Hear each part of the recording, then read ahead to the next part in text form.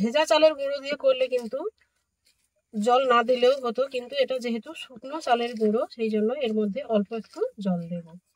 এর মধ্যে আমি উল্টে নেব, হাত দিয়ে একটু চাপ দিয়ে দিচ্ছি। কত সুন্দরভাবে ভাপা পিঠেটা তৈরি হয়ে গেছে দেখুন। নমস্কার বন্ধুরা, আমি লিপিকা, গঙ্গাসাগর কুকিং চ্যানেলে আপনাদের সবাইকে স্বাগত। আশা করছি আপনারা সবাই ভালো আছেন, সুস্থ আছেন। তো বন্ধুরা, আজকের আপনাদের সঙ্গে শেয়ার করব ভাপা পিঠে। খুব সহজ পদ্ধতিতে। আপনারা তো অনেক রকমের ভাপা পিঠে করে খেয়েছেন, তো আমি যে পদ্ধতি আজকের আপনাদের সঙ্গে শেয়ার করব, এই পদ্ধতিতে একবার তৈরি করে খেলে দেখবেন খেতে খুবই ভালো লাগছে এবং খুব কম টাইমের মধ্যে 10 মিনিট হাতে থাকলেই কিন্তু হয়ে যাবে এই ভাপা পিঠের রেসিপিটা। তো চলুন সরাসরি রেসিপিতে চলে যাই। ভাপা পিঠেটা বানানোর জন্য আমি এইরকম বাটির মাপ করে 2 বাটি চালের গুঁড়ো নিয়ে নেব। আমি এখানে শুকনো চালের গুঁড়োটা নিয়েছি, আপনারা চাইলে কিন্তু ভেজা চালের গুঁড়োটাও নিতে পারেন। এর মধ্যে আমি পরিমাণ মতো লবণটা দিয়ে দিচ্ছি। ওই একই বাটির মাপ করে আমি 2 বাটি দুধ এখানে দিয়ে দেব। প্রথমে আমি 1 বাটি দুধ দিয়ে দিচ্ছি, দিয়ে এটাকে একটা হ্যান্ড হুইস্কের সাহায্যে এটাকে মিশিয়ে নেব।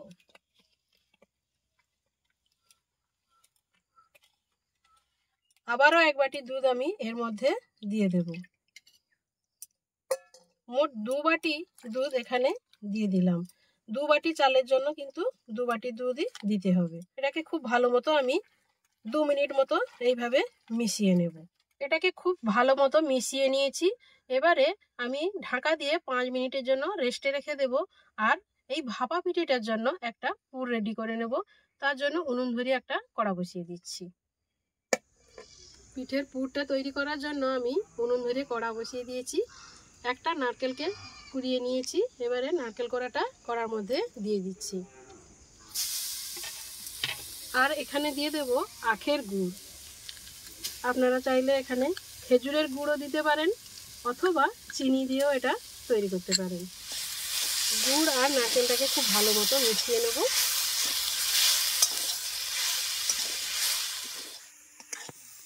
নারকেলের পুরটা কিন্তু তৈরি হয়ে গেছে, খুব সুন্দর একটা গন্ধ বেরিয়েছে কিন্তু। এবারে এটাকে আমি নামিয়ে নেব। 5 মিনিট রেস্টে রাখা হয়ে গেছে। এবারে শুকনো চালের গুঁড়ো যেহেতু অনেকটাই এর জলটা টেনে নিয়েছে, এটাকে খুব ভালো মতো আবারও আমি চামচ দিয়ে মিশিয়ে দিচ্ছি। এখানে আমার খুবই সামান্য অল্প একটু জল লাগবে। ভেজা চালের গুঁড়ো দিয়ে করলে কিন্তু জল না দিলেও হতো, কিন্তু এটা যেহেতু শুকনো চালের গুঁড়ো সেই জন্য এর মধ্যে অল্প একটু জল দেব।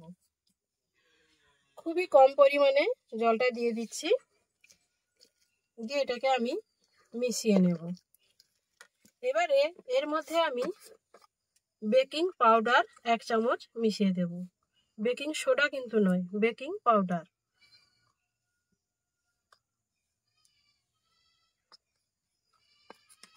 দিয়ে এটাকে আমি খুব ভালো মতো মিশিয়ে নেব। প্রায় 2 মিনিট মতো এটাকে আমি এভাবে ফেটিয়ে নেব। এটাকে খুব ভালো মতো মিশিয়ে নিলে এর কাজটা খুব সুন্দরভাবে হবে। খুবই সহজ, খুবই তাড়াতাড়ি হয়ে যায় এই ভাপা পিঠেটা। এই প্রসেসে একবার অবশ্যই বানিয়ে বাড়িতে খাবেন, খেতে খুবই ভালো লাগবে। এটা মাখিয়ে এক সাইডে রেখে দিয়ে আমি এরকম একটা কেক মোল্ড নিয়ে নিয়েছি। এর মধ্যে আমি কিছুটা সাদা তেল দিয়ে দেব, দিয়ে খুব ভালো মতো হাত দিয়ে এটাকে পুরোটা আমি মাখিয়ে নেব, যাতে পিঠেটা খুব ভালো মতো উঠে আসে।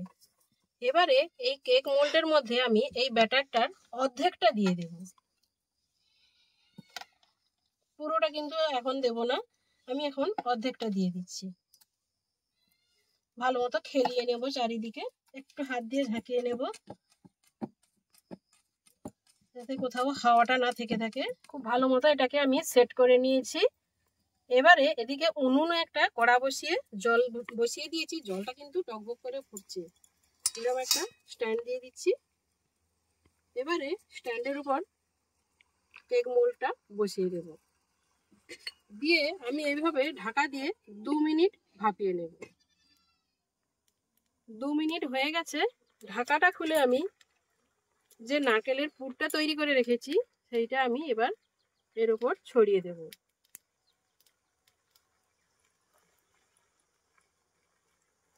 খুব ভালো মতো করে এটা ছড়িয়ে দিতে হবে।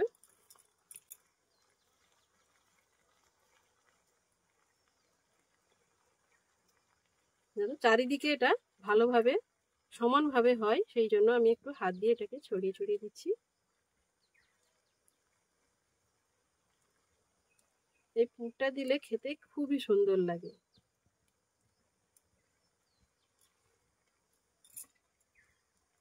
আর যে অর্ধেক ব্যাটারটা ছিল সেটা এবার আমি এর উপর থেকে দিয়ে দেব,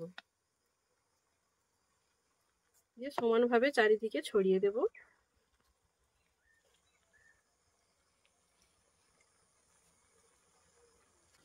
চামচের পেছন দিয়ে আমি এটা ভালো মতো ছড়িয়ে দেব। খুব সুন্দরভাবে এটাকে আমি সেট করে দিয়েছি। আবারও ঢাকা দিয়ে আমি 5 মিনিট ভাপিয়ে নেব। বন্ধুরা, এই ভাপা পিঠেটা খুবই সহজ, খুবই তাড়াতাড়ি 10 মিনিট টাইম থাকলে কিন্তু এই পিঠেটা তৈরি করে নেওয়া যাবে।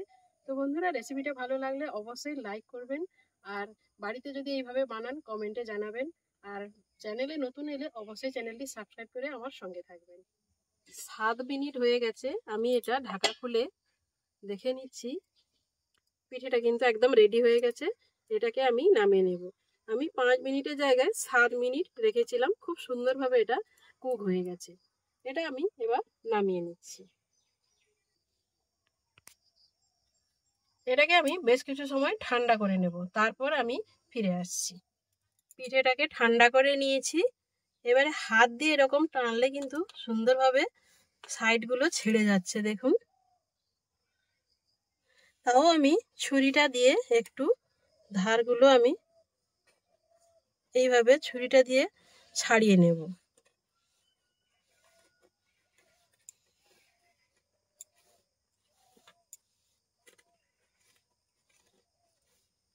যাতে ভালোভাবে পিঠেটা উঠে আসে।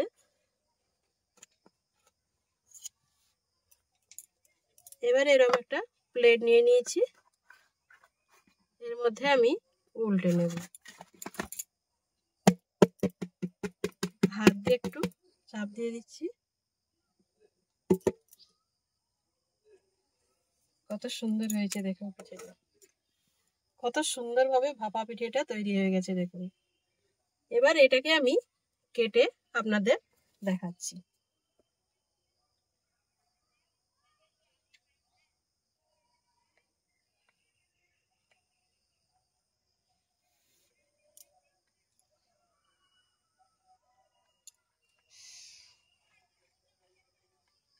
দেখুন কত সুন্দর হয়েছে পিঠেটা।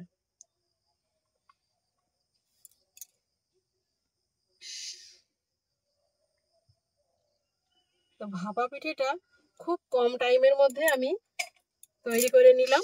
আপনারাও এইভাবে তৈরি করে নিন, দেখবেন খেতে খুবই ভালো লাগছে। খুবই কম টাইমের মধ্যে এবং খুবই সামান্য উপকরণ দিয়ে। তো দেখলেন তো বন্ধুরা, কত কম টাইমের মধ্যে এই ভাপা পিঠেটা তৈরি করে ফেললাম। তো রেসিপিটা যদি ভালো লাগে অবশ্যই অবশ্যই একটা লাইক করবেন আর প্রচুর পরিমাণে শেয়ার করে দেবেন। তো দেখা হচ্ছে অন্য কোনো নতুন ভিডিওতে। ততক্ষণে ভালো থাকবেন, সুস্থ থাকবেন। নমস্কার।